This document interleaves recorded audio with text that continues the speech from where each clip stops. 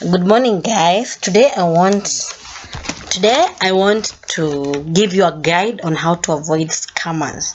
If you want to buy land in Nairobi and its environment, how do you avoid to go through what people of Mavoko went through the demolitions and how the people of Njiru now are being victimized too? How do you avoid that? How do you know a land broker is fake? So in the Mavoko case, the people of Mavoko started to be sold to land as early as 2013, and its flagging for theft and grabbing came in 2015. This took very many years until recently in October, when the court decided that the land belonged to East Africa Portland and people lost right to land and of course the developments that they had. So you can see wonderful buildings that were brought down, wasted. But what did the people of Mavoko not consider when they were making purchase? People in Mavoko ignored Governor Mutua's flagging that he made to the EACC in 2015 when he said there was possibility of land grabbing and squatters were being brought on the land. Then the East Africa Portland Limited went ahead and posted a warning telling people their land plot number indicated was not on sale. That was back in 2016.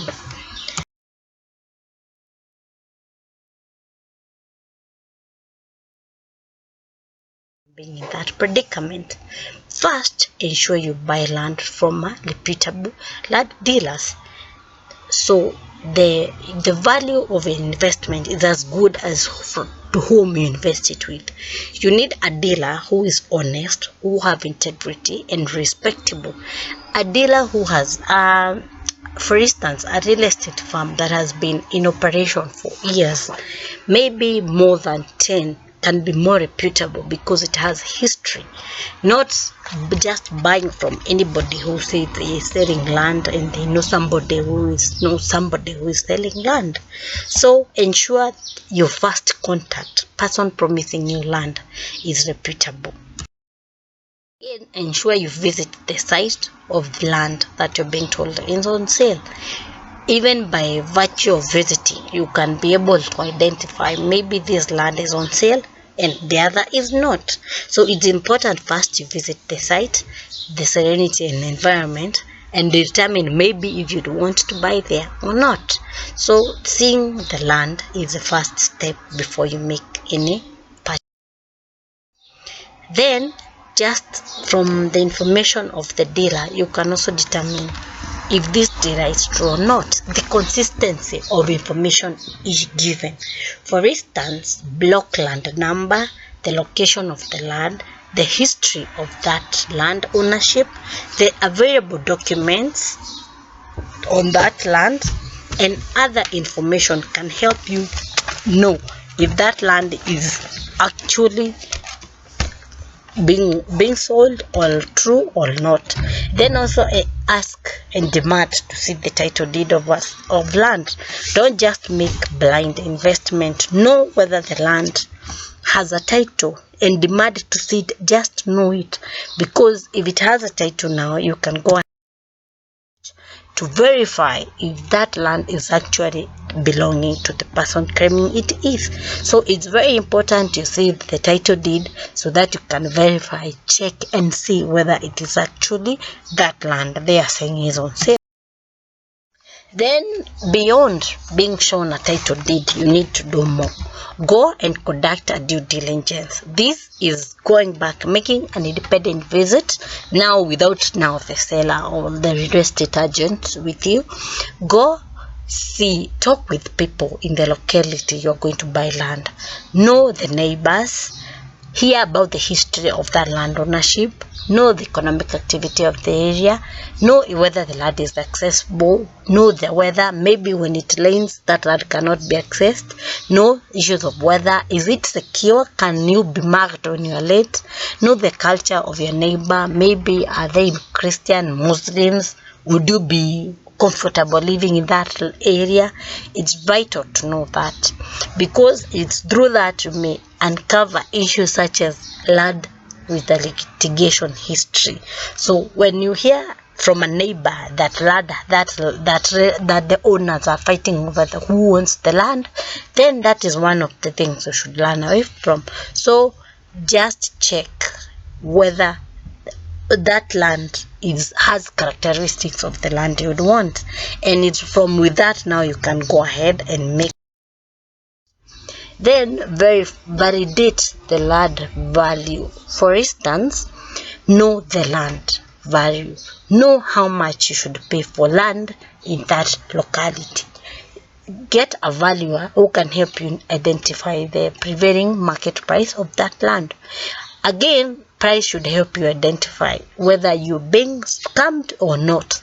If that area, the value of land maybe is like 1 million for a 50 by 100, and somebody offers you 600,000, that should take you back and ask yourself, why is it so cheap? Why is it a good deal than the others? So when the deal, guys, think twice. Then there's another issue that came up, very painful and disappointing, that even at this time somebody can make cash payment when buying land. Never make cash payments, and always ensure there is a legal documentation between you and person selling land to you. Ensure you have a certain kind of an agreement, even if that person have a title, to prove actually you bought that land from them, and let there be a proof that you actually made payment over that land. Cash cannot be proved in court. So always ensure that the land you buy, not even land, any other asset, may it be vehicle, may it be anything that can be required to prove ownership, always make sure you make payment through bank or other verifiable means where you can actually prove I made this payment and it be admissible in court, my guy, and always have a legal document. Another thing that makes people make a bad decision is being rushed to buy. You were taken to a land site and then you told there are like 10 plots and like 8 are bought. Don't be rushed. Don't be in a position, your ability to do due diligence and check whether there are titles, check whether that land is viable, be overtaken by the threat of the land has been all of it being bought off. So never be in a position that you are rushed to make payment. In the process of earning that money, it took you time. There has been an investment. Maybe it has been through bank loan or other sacrifice you have made to gather that money. Never be rushed to make deposits, to pay all of it. In other cases, in the name the land is all of it is being taken up. Never be in a rush. Take time, do your due diligence so that you ensure the person selling land to you is genuine. And again, the option of paying deposits and then you pay the balance in batches, like in mdogo option, yes, it's good, but never develop until you finish the payment and have a title deed, because you can never prove with a certificate you own land. That is provisional evidence, not actual proof that you own that land. As I've said, proof of land is a title deed. Proof of purchase is you made a payment, so there must be a bank receipt, you paid the money, and the proof you bought a land is that you got a title deed. So in this time and age, government have issued titles, so being sold land with the share certificate and company certificate to indicate that you own land, you can be scammed on that basis. So ensure you rather save up your money and buy land. Yes, it will be more expensive, but exchange your money for the title. That way you will not lose even the rate you had saved. Finally, and most importantly, until you have all proper documentation, that is, you have made proper payment and you have gone through the process and you have a title, never ever develop a land that has a dispute. This means if the land has dispute, it means you may or may not lose the land. So making more investment is increasing the degree of loss that you're going to cover in the event you lose the right to own the land. So take time. If the land is in dispute, don't develop it. Wait until the dispute is resolved. Get proper documentation, then develop the land. This will ensure you never lose twice. You don't lose for the value of the land and for the investment. This, my guys, is the final and the most important. Never develop a disputed asset. Even never, if it's even a vehicle that is being disputed, never go and make more advanced investment on it. Wait until the legal issues are solved. And finally, never be rushed to make a payment.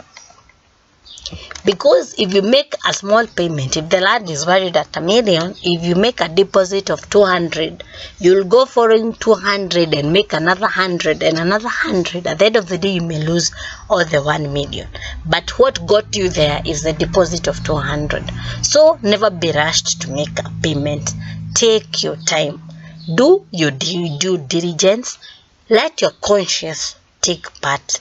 Let it help you gauge whether this is a good deal or not. Am I being scammed here? Is the rad cost fair? Is the environment favorable for me? Am I willing and able to go through this cost before you buy? And if you take your time, it is going to help you avoid such unfavorable circumstances that people are finding themselves in. And with that, guys, we get to the end of the video, and may you have a nice time, and I say bye.